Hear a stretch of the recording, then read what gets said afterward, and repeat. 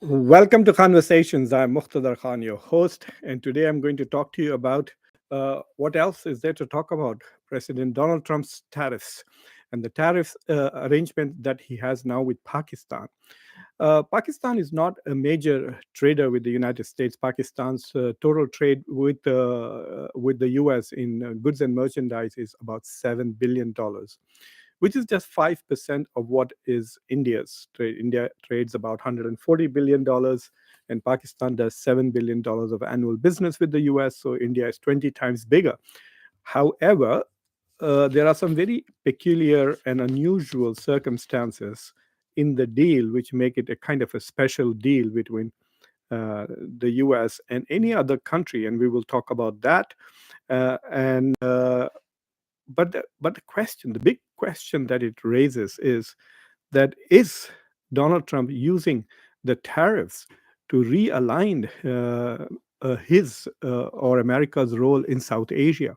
So, are we experiencing a realignment in South Asia through these tariff deals? So, if I were to show the tariff deal that were made by between U.S. and India and U.S. and Pakistan, you would notice, and then we showed it to say people who don't know the history of the planet Earth, and say who is an ally and who is not an ally.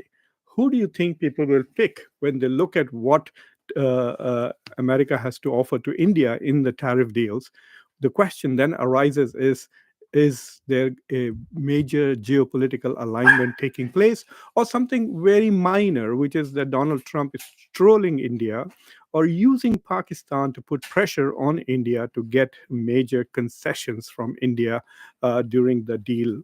Because even though he has imposed tariffs, 25% tariffs across the board on all Indian goods, and on top of that, he has threatened to impose penalties on India for buying weapons and oil from Russia. So there are these two elements, or the two pillars of Donald Trump's current offer to India, which is going to be implemented within a few days. It's not very clear whether they will kick in on the 1st of August or whether they will kick in on the 9th of August. But nevertheless, those are the two pillars on India. But that doesn't mean that the negotiations are over. India is still negotiating. Even this week, India is negotiating. There's a pretty good chance that the US trade delegation will be visiting India in the first week of August. And so it is possible that by end of August or maybe September, India will have a final deal. And the expectations are that the tariffs there will be 15%, or between 15 to 20%, but definitely not 25%. And maybe India would have agreed not to buy Russian oil. I'll talk a little bit about that too. But let me just summarize to you this mysterious deal with Pakistan. It's a special deal because this is the only deal on which we don't know what the tariffs are. So, I mean, every deal that President Trump has announced, he has also announced what the tariffs are. 10% across the board for UK, 15% across the board for European Union, for Japan, for South Korea, and then it is going to be 19% for Indonesia, 20% for Vietnam, and 25% for India. So these are the deals that have been announced, and these are the tariff rates that it has. And as of today, I think it's 35% on Canada, which are going to kick in tomorrow, and he has suspended the uh, the thing on China is just going to be 30% while the negotiations are on, and for 3 months, the tariffs on Mexico will remain only 25% while the negotiations are on. But with Pakistan, I do not have an answer to you. If you ask me what are the tariffs rates agreed upon, because they announced a deal. Pakistan's Commerce or Finance Minister, Mr. Aurangzeb, was here in Washington, D.C. There's a photograph that I can share with the United States trade. The main trade negotiator. So, what is the deal? So, before that, Donald Trump had announced 10% across the board tariffs and 29% as reciprocal tariffs on Pakistan. So, that would have been a total of 39%. If you remember, the total on Indonesia was 42%, and then it after deal was negotiated, it came down to 19%. So, a huge jump for Indonesia. So Pakistan, it was 39% before, and now what is it? I can't tell you, and there is no answer available from anywhere. I did a lot of search even half an hour ago. Until now, neither the Pakistani government nor the U.S. government have announced what they have agreed to. But the focus on the U.S. side, more than the Pakistani side, is on the other item in the Pakistani trade deal. And that other item is an agreement or a deal on joint oil exploration. So the United States is going to work with Pakistan on basically doing an oil exploration, finding Pakistan's apparently gigantic reserves of oil and digging it out and marketing it. And in his Truth Social post, President Trump basically said, we are now in the process of finalizing which country which company will work with Pakistan for oil exploration. Now, if you listen to the Indian media, I mean, they are making a kind of a mockery of this, saying that there's no such thing as Pakistani oil reserves. Pakistan most recently announced that it has tremendous oil reserves, that it has natural gas reserves, and not only that, but it also has rare earth minerals in large abundance in Balochistan area and within the Gilgit Baltistan regions. So we don't know really where they are. But now the question is, let's say that there is some scientific evidence of some kind of reserves that the Pakistanis have showed to the U.S. government, and the U.S. or their counterparts in the U.S. Are looking at it and saying, yeah, there's a pretty good chance that they have some reserves. But I think by the time they are identified, located, and extracted, we will be done with President Trump's term. It's not going to happen immediately or within a year or so. So, what's the big deal? That's the key question. Like, what is Trump trying to do? I think that uh, there is you have to acknowledge this. I mean, lots of people are simply absolutely irritated that when I point out that this is a failure of India's diplomacy to isolate Pakistan. India's For the last several years, India has been trying its best to isolate Pakistan diplomatically, sending all party parliamentary delegations to 17, 18 countries or even more. They sent about 7 or 8 parliamentary. Prime Minister Modi himself goes from country to country, etc. And one of the goals of India's diplomacy has been to brand Pakistan as a sponsor of terror and to completely isolate it from international relations and from the international community. But Donald Trump is elevating Pakistan to a very high level. And it appears right now that if you look at the trade deal, that Donald Trump is willing to make concessions to Pakistan without making any concessions to India. And it's being very harsh on India. So we will see what happens eventually, because President Trump has threatened tariffs on India for buying Russian oil and buying Russian weapons, and also threatened indirectly on all countries that are members of BRICS. So there was a threat for 100% tariff, then there was a threat on 10% tariffs. We don't know whether that 10% out of the 25 is about BRICS. Will Donald Trump reduce the tariff from 25 to 15 if India were to withdraw from BRICS? I don't know. So those things are a bit non-transparent, and there are a few things that Indians have not discovered yet. It's called press conference, in which reporters ask the government. You must have seen this happens every day, maybe 2 or 3 times in America, where Donald Trump will stand and take questions from reporters, sometimes for more than a couple of hours, and he will answer questions. Because he knows what he's doing and he's aware of the facts of his. You may agree with them or not, but he will take questions from reporters. Whereas in India, I have never seen the Indian Prime Minister answer any questions. Otherwise, we would have some. I mean, if it was a better democracy, we would have had some answers to what is going on during the negotiations, etc. Piyush Goyal did have a couple of short interviews during the course, But his answers were rhetorical answers, nothing specific. We will never sacrifice our national interest. We will never do this. We will never do that. But did not give us any facts as to where we were. I am sure he had one press conference about 4 or 5 days ago, in which he says we will not be negotiated under the threat of a deadline. Good, but he never told us where we are, what the American conditions are. So we will have to basically rely on Donald Trump to share more information with us. Hopefully, the reporters are not really interested in India. They're talking more about Epstein and other issues. But hopefully, some reporter who's really interested on the India issue, Indo-Pacific issue, will ask those questions. And I think there will be a lot of press conferences if Donald Trump goes to India in September for the Quad summit. And then, of course, unlike Prime Minister Modi, Donald Trump will take lots and lots of reporters on his plane itself. So there will be questions on the plane, there will be questions before he takes off, there will be questions after he lands in India. I'm sure he'll do several press conferences there. So hopefully, reporters there then can ask questions about India's negotiating positions and what was discussed, and probably Donald Trump will share. So, what's he doing to the geopolitics in South Asia? That is the question. Those are the questions I really don't have answers to as to this sudden friendship that we see with Pakistan. It's a bit difficult to explain. I mean, people are giving facile answers such as, oh, it is because Donald Trump's family is going to benefit through the cryptocurrency arrangements, and how much are they going to make? $4 or $5 billion. And for that, Donald Trump is going to change America's foreign policy.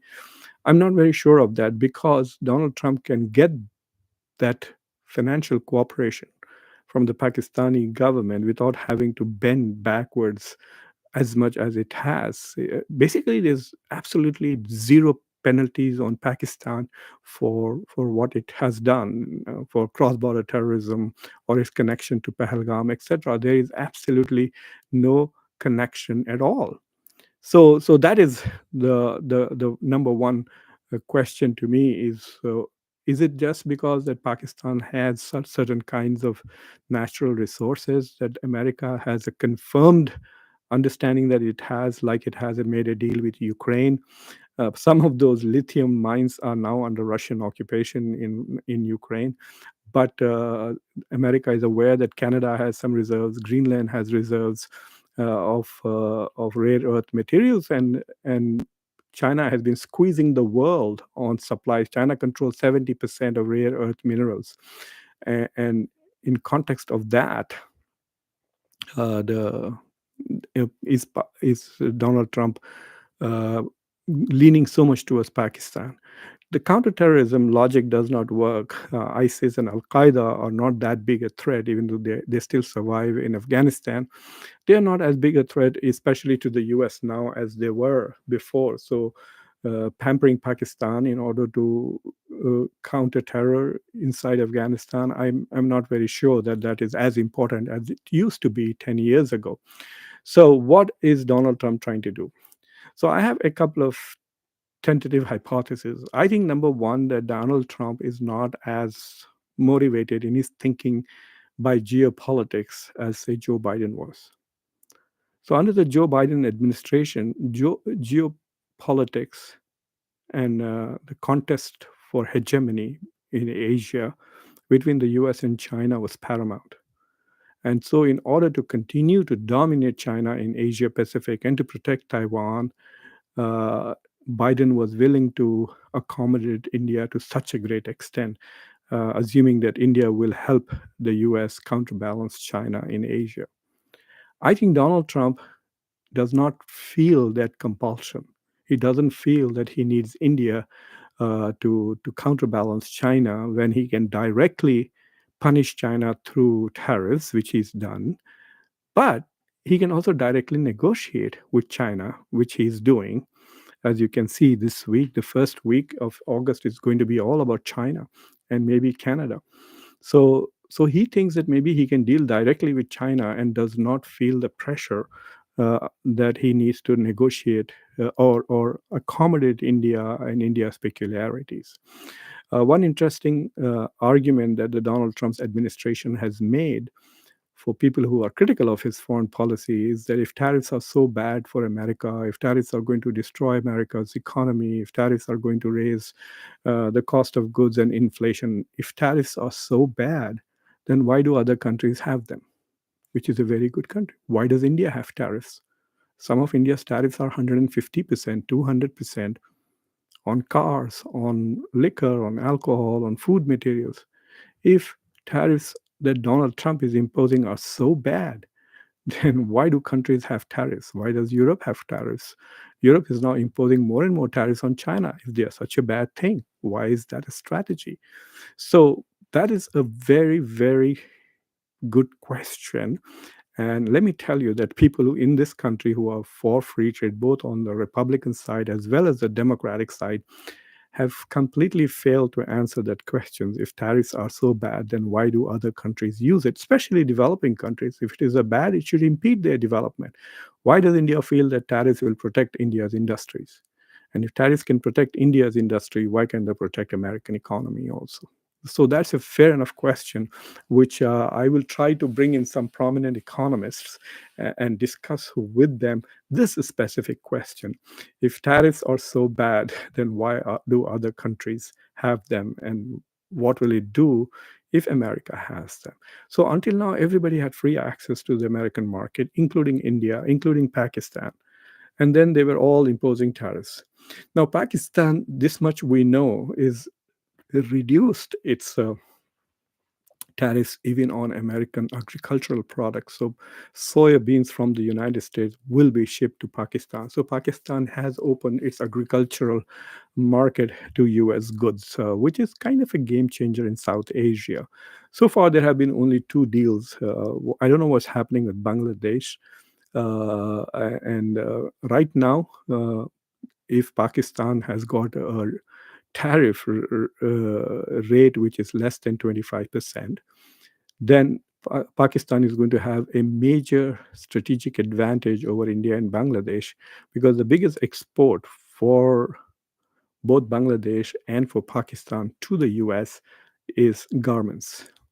Pakistan, yes, Pakistan has not only opened its market to imports of soybeans, but also cotton. So the US is going to export cotton and soybeans to Pakistan, and the tariffs have been reduced by 50%. I don't know what the initial rate was, but the tariff has been reduced by 50%. So there has been a huge concession. Maybe that is the model that India can adopt. Now, coming back to India, India's debate has become very ugly, and people are becoming very emotional because half the country is more interested in protecting Modi's image, and those who are interested in America and not in India's national interest and not Modi's personal popularity, they are getting hammered. But the point really is that India didn't handle the negotiations well. They haven't given you the outcome you want. What's the point of being a good student if you don't get good marks at the end of the exam? You can say, oh my God, he's such a good student. Look at him. He gets up every day in the morning, 4 o'clock, and studies, then goes to school, then comes back and studies, works hard. Yeah, he's a great student. And then you look at the report card and it's terrible. So what India got is really, really awful. All this talk of we are a rising power. This is a multipolar world. We have strategic autonomy. They're not serving India's interests at all. And now, while Modi is quiet, he's not saying a word, not one word to challenge Donald Trump. He's making indirect statements in Hindi, like no other leader has done this and that. Yeah, but not naming Trump by name the way Trump does. But what is interesting is here it is India has already succumbed to the pressure from the US. And since 3 days since he announced it, four Indian companies, let me see if I can find that article for you or the screenshot that I had. I want to name those four countries which have now stopped buying Russian oil.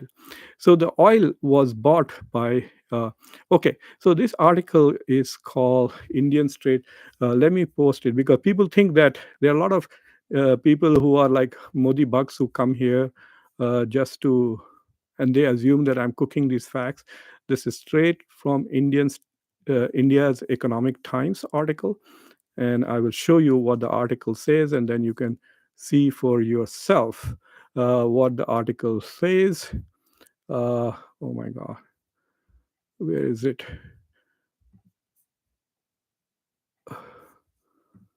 No, no, no.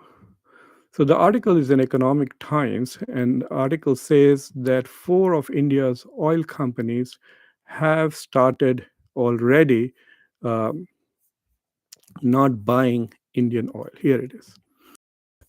Please tell me, Mandeep, if you can see the article. Indian state refineries pause Russian oil purchases. So, what has happened is that four of India's biggest oil companies, like Indian Oil Company and other refineries, have completely stopped buying Russian oil. Uh, and this is not the Russian owned Nayara, the refinery, that's the fifth one. But the biggest four Indian oil companies now are not buying Russian oil, and since 2 days ago, they have already started buying them on spot purchase. It's called spot purchase. I don't know what that spot purchase is from the Middle East. So India has already adjusted its so-called strategic autonomy is gone, and they have bent the knee to America's demand. So the effect that Donald Trump wanted, that India stop buying Russian oil, has happened. So it's a big win for Donald Trump and his foreign policy over India, and a big blow to India's claims of strategic autonomy. So now, with that brief opening comments, well, they are more than brief. I will now take a look at if there are any questions or comments from you guys. So, Mohit Suri, hello, hello.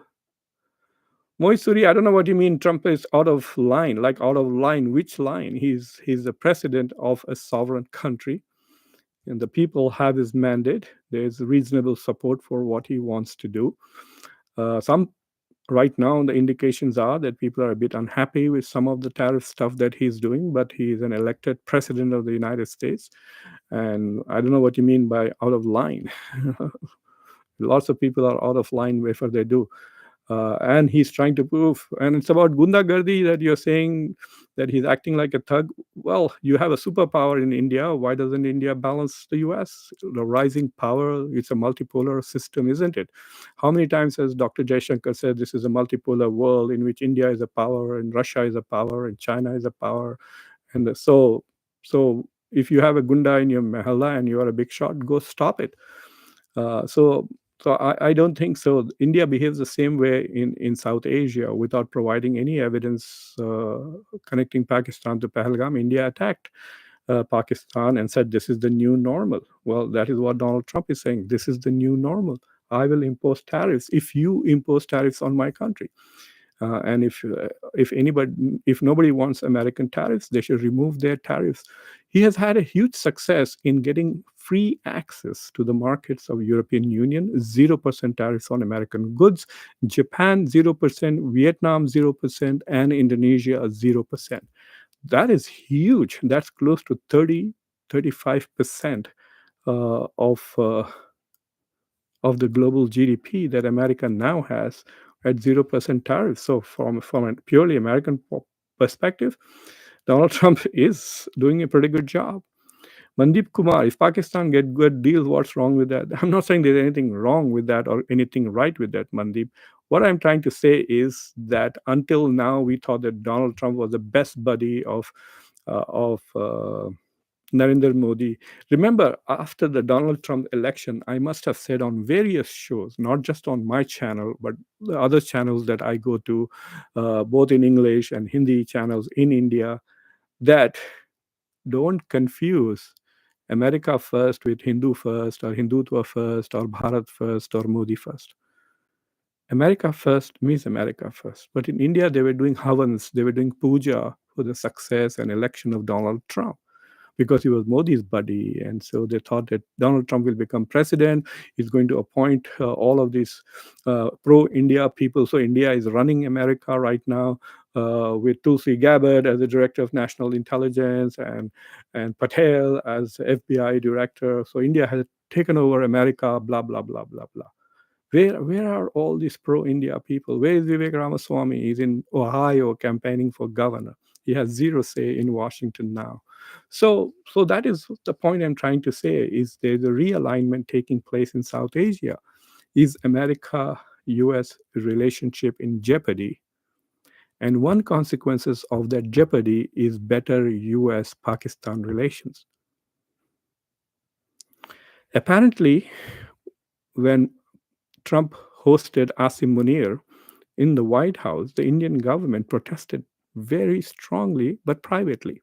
Modi didn't say anything publicly, but Dr. Jaishankar apparently said that India lodged very strong uh, protest with the US for hosting Asim Munir and rewarding him and saying he just committed an act of terrorism in India. He had a war with India just now, and you're hosting him in the White House for lunch and blah, blah, blah. Well, that love affair doesn't end. In fact, if you read the Social Truth Post, Mandeep, it appears that Donald Trump is also trolling India consistently. Not only did he say that in India can take and Russia take their dead economies and do whatever they want. He referred to India as a dead economy. But he's also said that if Pakistan finds oil, it can maybe sell that to India. That is clear trolling provocation. It is not a geopolitical or diplomatic statement. Uh,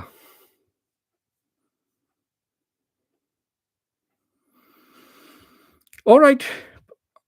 If Pakistan has shale oil reserves, then good. It will should sell that and pay off its debts, and it'll have Waqas. Walaikum salam. Yes, Mandeep, I don't know about Rubio coming to Pakistan, but Rubio just met Isaac Dar last week, last Friday, when he was here. He's the president of the UN Security Council right now. That and there is going to be a summit, a US Pakistan summit in August in Pakistan. Waqas says, Dr. Saab, we love you a lot. Please do not blame Pakistan for Kashmir attacks. We spread peace. I'm not blaming Pakistan. I'm trying to say that this is India's claim, right? And in the past, Pakistan was involved. In fact, many of Pakistan's senior government officials have acknowledged that Pakistan was involved in cross border attacks by militants in India. And now they say they are not. And that is the logic that FATF accepted when they removed Pakistan from the list, from the gray list. And when India tried to put Pakistan on the gray list last month, the FATF voted not in favor. In fact, China, Turkey, and Japan voted against India at the FATF, and Pakistan is not on the gray list. So, and I know I was listening, Bilawal Bhutto on more than one occasion has invited an international committee to come and investigate. I'm surprised that India did not encourage some of its friends to organize an investigation, international investigation, to go and look into that. So, of course, for that, India, that would make it a multilateral involvement. India wants everything to remain bilateral. And I think on that issue also, they have literally pissed off Donald Trump by denying the role that the US has played in bringing about. US mediated it. That's how Donald Trump knew it even before anybody else. Modi did not tweet it. Jaishankar did not tweet it. Nobody from Pakistan tweeted it. It was Donald Trump who was the first to announce ceasefire between India and Pakistan. How did he know? Because they were mediating.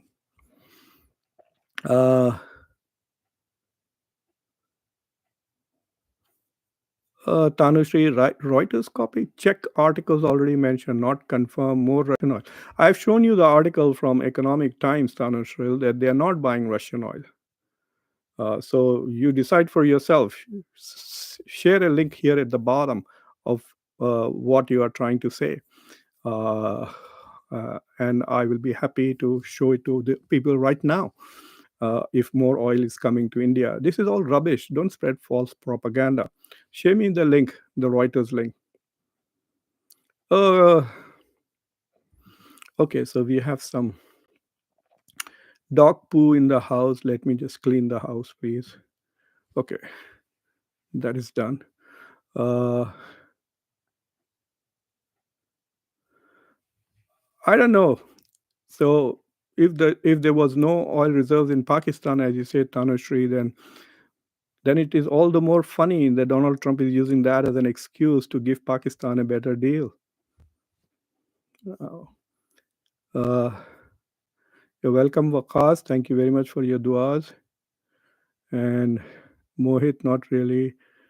Mandeep, Pakistan is good challenger in terms. Hmm, Pakistan is not a good challenger, yaar. Mm, Mandeep, Pakistan did well on the first day because of the rules of engagement that the mistake was Modi's, not the Indian militaries. The politicians said, don't hit Pakistani military, just hit targets which are terrorists. So the Indian Air Force targeted only the terrorist camps, the so-called terrorist camps. They actually hit mosques inside Pakistan. And BJP and Modi, they like breaking mosques. So they broke two mosques in Pakistan. But they did not attack Pakistani defense systems, and Pakistani air defense basically shot down maybe three, maybe four. Donald Trump says five jets, 4 to 5 jets were brought down. And then after that, on 9th and 10th, India did have the upper hand when it was able to target Pakistan's air bases, which Pakistan was not able to defend. None of India's military bases or installations were hit during those 108 hours. Uh, Mandeep is right. Dr. Sumit Ganguly wrote a very, very good article in the Foreign Policy magazine. You can go and see it, fp.com, foreignpolicy.com. Sumit Ganguly is the most important scholar of Indian national security in the world. He's right now at Stanford University, the Hoover Institute. He has written many books on Kashmir and India's national security and India's foreign policy. And he wrote an article saying Indian Air Force in crisis. Right now, India needs 42 squadrons. It doesn't have, I think it has something like 30, 31. It is 114 jets short. And Tejas 2, which is supposed to come with, hasn't even received one engine. They are waiting for the American 414 engines to come before they can make. The Indian Air Force chief also complained about it a few months ago. And so, yes, the Indian Air Force is in a crisis. And in every encounter, India apparently has lost a plane. If you remember the Balakot attack, they lost a MiG. And the MiG pilot actually was captured by Pakistan and they returned him. So India could not deny it. Otherwise, you would have had the same situation where they would keep saying nothing happened. Uh, we will see what happens with Ukraine. I'm right now just keeping in touch with it, following the whole discussions. There is a steady loss of land by Ukraine to Russia. Donald Trump said he's going to change his time schedule from the 50 days to something much closer. And he's already started targeting Russia indirectly by threatening to impose sanctions on India and China for buying Russian oil. We will see how that happens. And guys, thank you all of you for watching me and for your comments and for your suggestions. So if you have not subscribed to the channel, please subscribe to this channel, like this video, and please share it with your socio-political network. This channel has been banned in India by the Modi government, so that's fine. But people from Pakistan, Bangladesh, and other South Asian countries and rest of the world, now, I used to have 68% viewership of this channel from India and 32% worldwide. But now it's 42% US, and the rest of it all come from Pakistan, Nepal, Bangladesh, Japan, Malaysia, Indonesia, Turkey, Saudi Arabia, UAE. This is where most of the viewers are coming. I now even have viewers from New Zealand. I'd never noticed them in the past because I used to get such a large number of viewers from India. Now you can watch me on the India channel, which is Khanversations 2025. I'll be doing the same show in Hindi, where we do get a lot of Indians who come and watch. So we will talk about it then. That show will start in 26 minutes from now, which is 11:30 US time, 11:30 US Eastern time, and so 9 a.m. India time. So so thank you for watching, and then please subscribe to the channel, like this video, press the bell icon, and share this video with your socio-political network. I do want to tell you that I did a great show with Asher Farhan on artificial intelligence and the impact of artificial intelligence on IT industry in India, worldwide. What is AI? How does AI work? How is AI different from regular, other applications that we have like Google search, etc., and also what kind of challenges that AI poses to the human condition. Please watch that show with Ashar Farhan. He's a very prominent tech entrepreneur in India, the first Indian to have his own satellites in space. So he's the first, you could say, space entrepreneur in India also. And he did those in collaboration with Elon Musk. So please go take a watch that show called AI's impact on, will AI destroy India's IT industry? That is the question. I did this after TCS fired 12,000 employees and Microsoft fired 9,000 people here, and there will be more firings going forward uh, in this year. And recruitment of engineers in India has dropped from 60,000 per year to 6,000 per year. So jobs are disappearing, especially in the IT industry. So please watch that show. It's very interesting.